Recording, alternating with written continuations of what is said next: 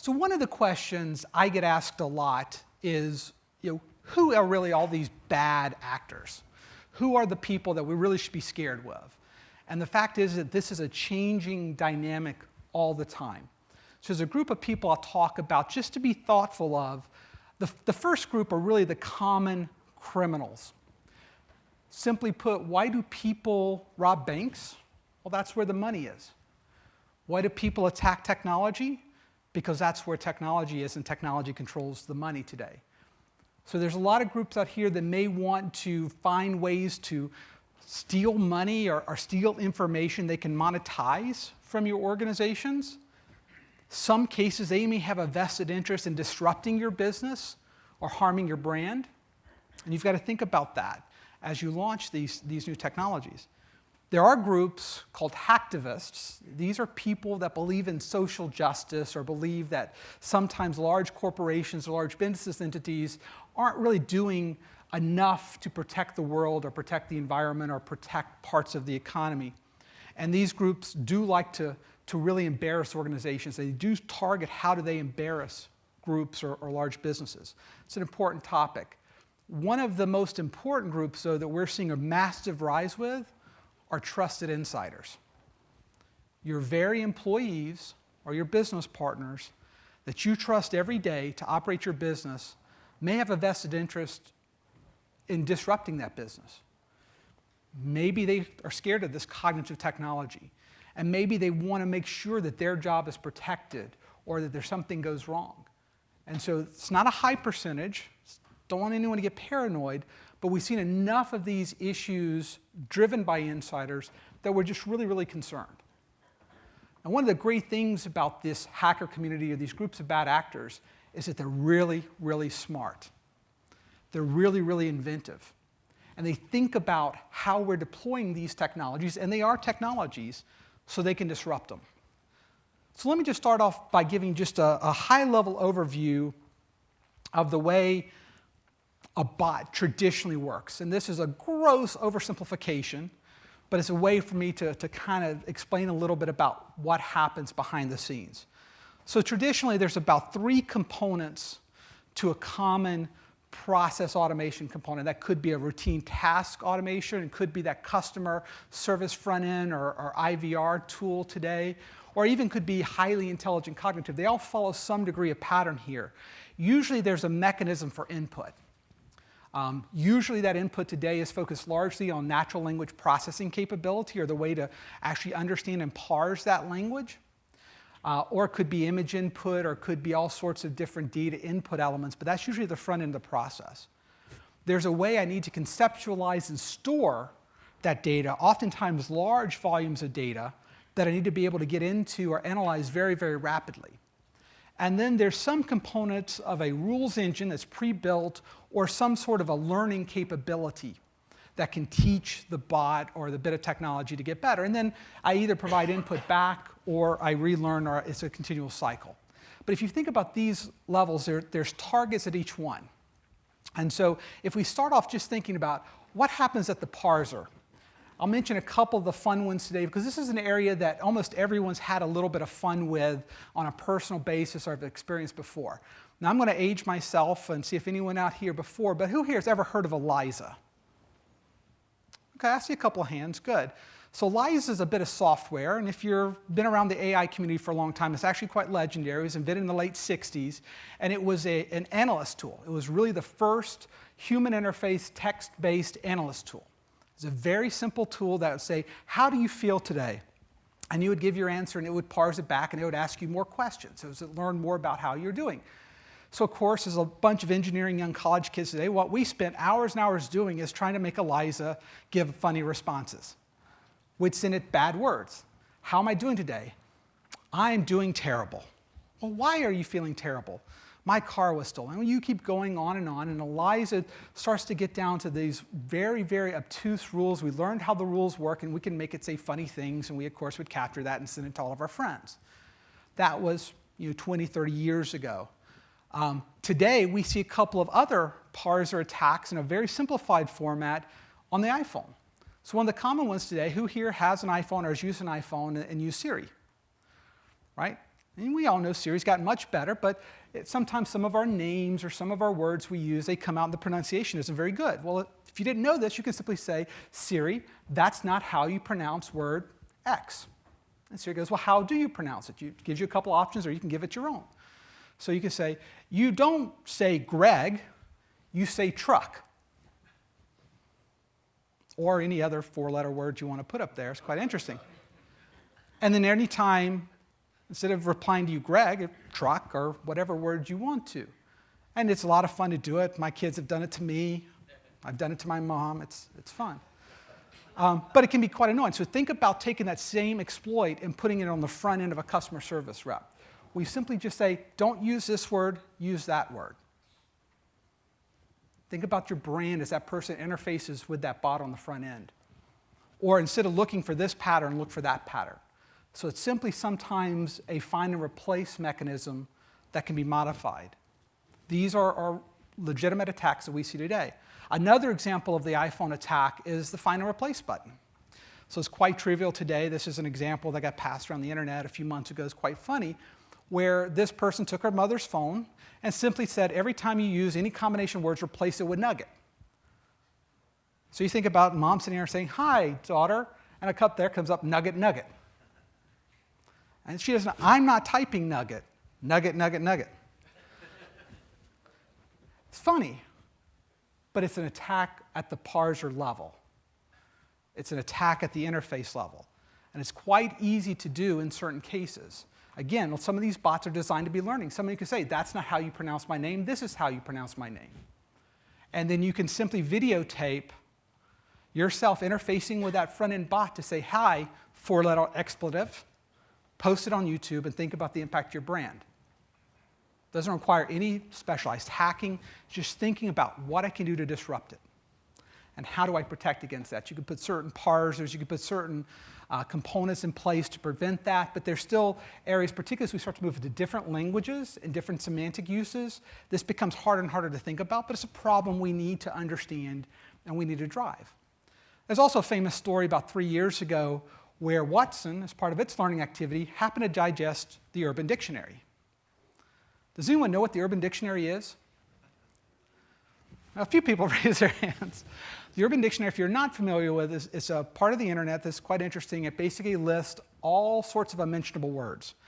Every imaginable curse or despicable act you can ever imagine is in here. So Watson digested along with a lot of other semantic information, and all of a sudden started dropping all sorts of bombs, colorful language, into its processing capability. Again, luckily IBM had to fix that problem, and it was quite easily done, but it makes for an amusing story because it was done in an experiment. Think about doing it in front of your clients, or think about the impact to your clients or to your businesses if that happens to be parsed in. And so these are just very simple components at that front end that are not difficult to exploit. They're quite common. And don't underestimate the hackers as you launch these tools, particularly those that may be more externally available, but also the ones that are internally available, will be the ones they're going to experiment. They're going to see what can work, what can't work. And we'll talk a little bit more in just a few minutes about some of the ways we think about deploying these technologies that can get in the way. First thing, just a real quick question. Does anyone happen to know what Google calls their new natural language processing tool that got launched 2 weeks ago? Parsey McParseface. I love Google. We've got some great tools. We'll talk about a couple of more attacks that we see that are quite common out here. And this is really attacks or impacts really at the data level. So one of the assumptions that have been made through all the conversations we have today is that there's large volumes of data ingested, and a lot of this assumes that the data that we're feeding these systems or these bots is accurate or complete. And a lot of the use cases we think about, we're feeding good data. The question we should be asking, at least to some part, is what happens if we feed it bad data? What happens if we personally are able to disrupt the flow of data or feed it personally bad data? This is what we call in the industry data poisoning. And any data-driven activity, any data and analytics tool is subject to the same approach. We tend to think more and more about data is going to be input in one unique format, and there's going to be all sorts of data cleansing and normalization and different components that would make sure the data coming in is somewhat accurate. But when we start thinking about bots and intelligent systems, that can be very hard to validate. Sometimes you're purposely feeding it all sorts of data that doesn't have the opportunity to go through cleansing processes. And can we disrupt decision-making by feeding purposely bad data? This is something that happens a lot of times at the network level for hackers. So there's a lot of tools that exist out there that are designed to look for malicious impact of a hacker as they go through their system, as they gain access, they move around. And the hackers know what these tools do. They look for certain types of network traffic patterns, or they look for certain types of application access patterns. And what they do is they'll sit there quietly for a month or two and feed bogus data into the environment. So those network sensors that have their own learning capabilities and their own saying, oh, this is normal routine data. And they learn this is okay. And then the hackers attack, and all the monitoring tools we were using upon to try to identify malicious activity, seen as normal activity. The same thing can be done. Can we manipulate certain markets or certain decisioning by feeding purposely bad data? Kind of an inverse of this, or another way to think about it, is what we call data fuzzing. So what happens in a lot of cases is organizations expect data to come in certain formats. So if the easy way to think about it, if you ever go onto a website and you're typing in a form and you get to a zip code and you're not thinking, you type in your state and it comes back and says, hey, we're expecting a number here. Right? There's an expectation that data is going to come in a certain type of format. And when you feed it bad data, again, purposefully, in a format that it accepts but doesn't know quite how to process. And so there's all sorts of tools to look at fuzzing in the traditional application space. It's much harder in the cognitive world to think about fuzzing. An example we've talked about and played around with a little bit just to kind of see, though not exhaustively. So one of the last examples we saw was Watson and some of the really innovative work that it's doing in cancer research. And one of the ways it learns about this is it sends very high-res images of cancer oncology scans into Watson and looks for indicators through that scan and other information about the patient. What would happen to that instance of Watson if we sent it, here's a lung scan, and we sent it a topological map of California? Would Watson be able to identify this doesn't look like a cancer scan? Probably. But what if we modified it enough to make it look like? What if we merged two images into one to make it look like a cancer scan, but again, purposefully modify the data? Would Watson learn something differently about that because it's purposely fraudulent or purposely incorrect? So thinking about how we protect the data that goes into our system and how that input comes in and how we make sure the data is as complete and accurate as we can with certain types of capabilities and rules. And then once the data is stored, how do we make sure that data is protected? How do we make sure no one's able to get access to those data stores that actually operate these bots on the back end and can change them a little bit? Another component we talk about a lot is rules manipulation. So again, we talk about the fact that we learn, or these bots learn, based upon experiences. The more interactions they have with processes or with different processes or with individuals, the more they can focus. So we had a really great case study here a few months ago, if you didn't follow it, with a chatbot Microsoft created called Tay. And I hope everyone saw the Tay story because it was wonderful in the robotic process world. This was a chatbot that Microsoft released primarily on Twitter, but also at Facebook and other feeds. And the way it worked is they said, look, we want to learn what teenagers today are thinking about. We've created Tay to be like a teenager, chat with her, interface with her, give her feedback. And the concept was Tay would learn what types of brands that teenagers like, how teenagers buy and think, what they're excited about, what they're not. But what a group of people really decided to do is let's have fun with Tay. So in the space of about 48 hours, about 400,000 people around the world started feeding Tay some of the worst information on the internet. Racist, homophobic information, information about how great Hitler was. And guess what Tay started doing? Answering questions in a very racist, homophobic, Nazi fan approach. Microsoft very quickly took it down. It went back up a week later, still had some of that there, went back down again. But again, it was a wonderful experiment, and we learned a lot from it. And I really applaud Microsoft for getting up there, not trying to cover it up here. But this is the problem. Never underestimate these large groups having fun. And this is an example. This is not a critical business process, but imagine instead of Tay, a teenager chatbot, you're now one of Facebook's new sales bots. And 100,000 people are spamming that room saying homophobic, racist, immaterial components. Can that disrupt the experience? Can it disrupt it from legitimate commerce or legitimate capabilities? So large groups in very public forums can attack this information and can disrupt the rules as expected. What's also very common is in some of the less learning tools are really the rule fuzzing. So if you think back, one of the early forms of some sort of cognitive rules in a very low-level way was those IVRs, where you dial in and you put certain information in by the keypad, and it knew enough about you to customize your response, and then you can add more data, and you could conduct a business transaction without ever interfacing with a human being.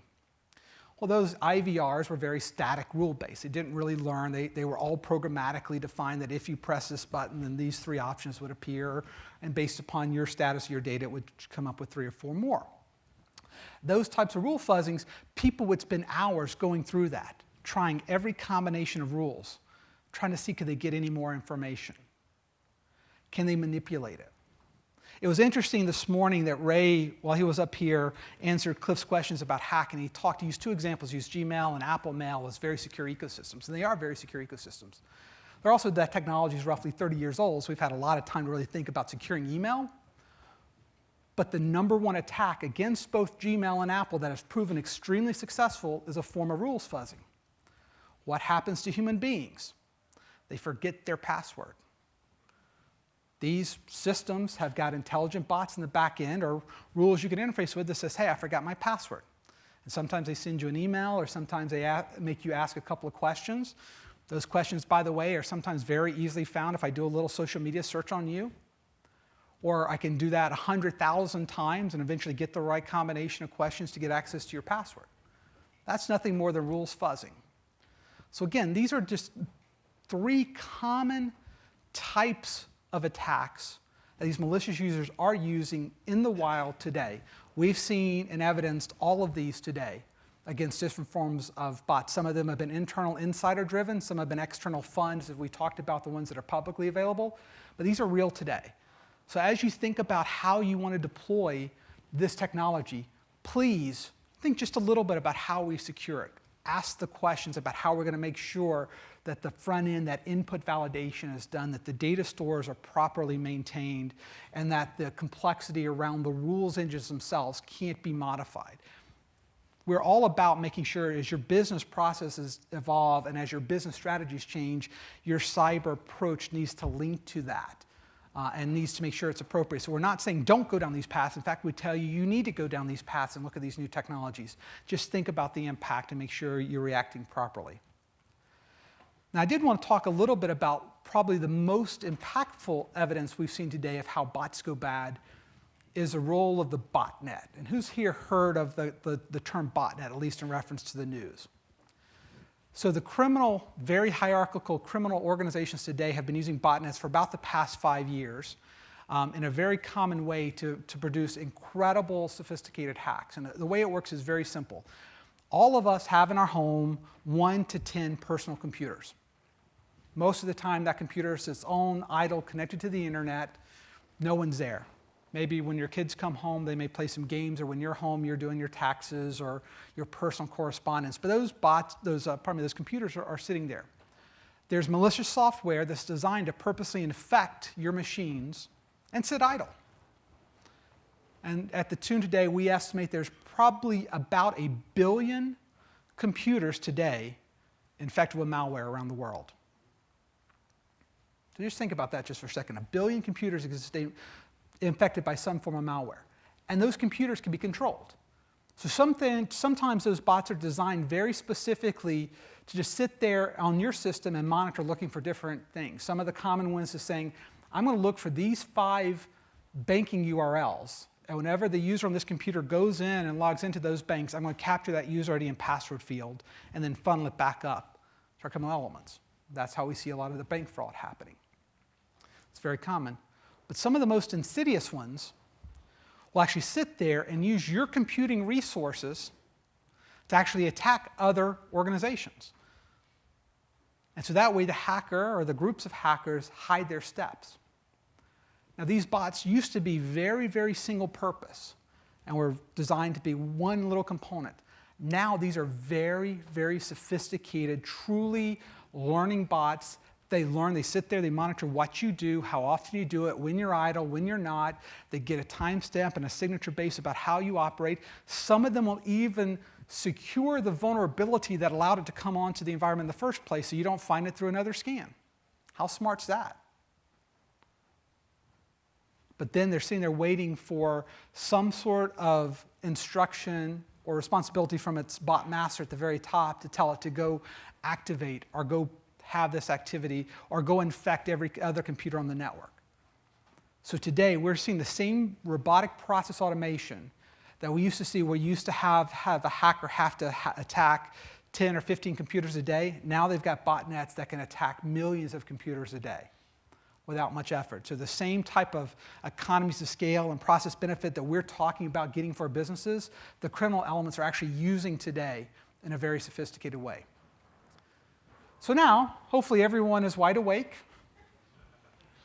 maybe a little bit concerned. Again, the mindset is this is not necessarily just to scare you, it's to make you aware that not everything is wine and roses. There's some opportunities really to think through this very carefully. There's also some really great approaches. There's a lot of great approaches we can talk about companies use to actually protect this information. A lot of it depends on the technology itself you're choosing to use or deploy, your business process, your data usage, how much is in the cloud or on-premise. And I'll be around tonight if anyone wants to talk about any particular use cases or examples. We can talk about it. But I do have a few minutes if anyone has any questions from the audience. I think we've got a mic roaming around if anyone would like to ask a question about the topics I covered or others related to cyber as relates to this concept.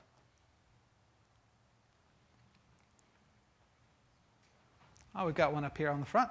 Thank you. Thank you. Do you envision, given the nature of digital labor that we're discussing here today, some sort of model for InfoSec management going forward? Absolutely. In fact, I think this is probably one of the areas that is the ripest for artificial intelligence and for machine learning as it comes to protecting our networks and our processes. This is a very complicated mathematical formula, and many of those of us in computer science are engineers by training. What we would say is that there's lots of data that can indicate something's bad happening in my environment. And if we could just gather enough of that data in an area to really look at that data, analyze that data, we can identify these trends and patterns very, very fast. It's very true. The problem is the data we need to gather is harder and harder to get, but the biggest point of that today is we don't have enough analysts. So just considering the United States today, the estimation is in 2017 we will have a deficit of 1.2 million information security analyst jobs in the United States. It's negative 40% unemployment in cybersecurity. If you've got kids in school, please tell them to go to cybersecurity. We need those people. In lieu of that, we're turning to artificial intelligence and cognitive solutions. Almost every firm and almost every research institution is doing it. IBM's working with their team. We're actually working at KPMG with Watson as well to look at some analysis around it. MIT has done some really great analysis recently with their AI Squared program, which really focuses on being able to attack malicious or identify malicious activity and actually respond without any human intervention. But it does require a lot of time and a lot of resources, and it's not easy. It has to learn your environment because your IT infrastructure, your processes, your use of data is very unique. So we're not seeing yet the ability to be very versatile with that deployments yet, but we see that coming perhaps in the next 3 years, our ability to teach it all about cybersecurity and then deploy it in virtual capabilities into clients to learn. Great question. Todd. Here you go, Todd. Yeah. So Greg, going back to Lee's very scientific study of where people are from adoption in the room, so 75% or so were just embarking, either thinking about or embarking down this. What would you give to them as kind of the takeaway that they need to start thinking about now?